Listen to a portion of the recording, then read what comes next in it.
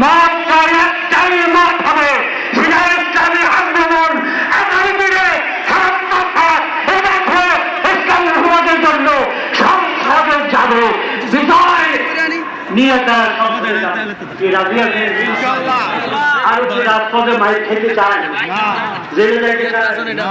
এই যে আল্লাহর উপরে সংবিধান থেকে পূর্ণ আস্থা ও বিশ্বাস ভেঙে গেছিল, তখন মুক্তাঙ্গনে আমাদের আমি সহ আমাদের নেতৃবৃন্দরা হাজার হাজার মুক্তাঙ্গনে মাইক খেয়েছিল। আমার হাত কিন্তু এখনো ভাঙা, পা ভাঙা, প্রায় 1.5 মাস হসপিটালে ছিলাম।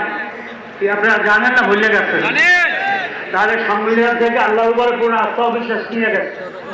এইটা আবার পুরো বহাল করতে হলে এই সব দলগুলো দিয়ে আমরা সংসদে যে কোরআনী আইন শাসন, কোরআনী শাসন ত্যাগ করবে।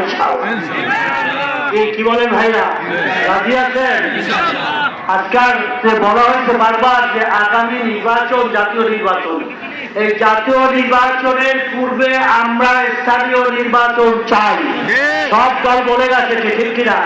আমরা আমাদের যাচাই করে দেখি বর্তমান নির্বাচন কমিশন এবং আমাদের অন্তর্বর্তীকালীন সরকার কেমন নির্বাচন উপহার দেয়, সেটা জাতীয় নির্বাচন দিয়ে একটু আমরা প্রাথমিকভাবে পরীক্ষা করব, তারপর জাতীয় নির্বাচন। এবং আমরা পিয়ার সম্পর্কে সবাই বক্তব্য দিচ্ছে, আপনারা জানেন। তারপরে বিচার করতেই হবে খুনিদের বিচার কিন্তু এখনো দৃশ্যমান হয় নাই।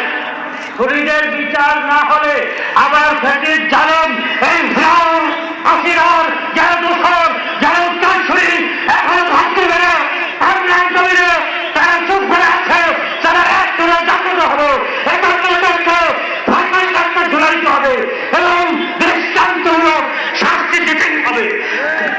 সবাই আগে দেখিয়া বলেন আল্লাহু আকবার। সংগ্রামী ভাই আমার, আর একটা হচ্ছে সংস্কারের কথা সবাই বলছে। সংস্কার ছাড়া কিন্তু কোনো নির্বাচন হতে যাওয়া যাবে না। কি সংস্কার লাগবে কি লাগবে না? আগের মতো আমরা সেই নির্বাচন করবো না, তবে সংস্কার মাসবি, প্রয়োজনীয় সংস্কার ছাড়া আমরা নির্বাচনে যাব না। কি আপনারা সবাই একমত কিনা বলেন? এই জন্য সংস্কার চাই এবং নির্বাচনে কোনো পেশি শক্তি, কোন কালো টাকার মালিক কেউ দেখাবে, ক্ষমতা দেখাবে, লুটপাট করবে, মারপিট করবে, ওখানে আপনার গুন্ডামি করবে। এই গুন্ডামি আগামী নির্বাচনে কি আমরা নির্বাচন কেন্দ্রে করতে দেবো কি দেবো না? এই জন্য আমাদের শিক্ষার্থীরা প্রাচীর নেয়।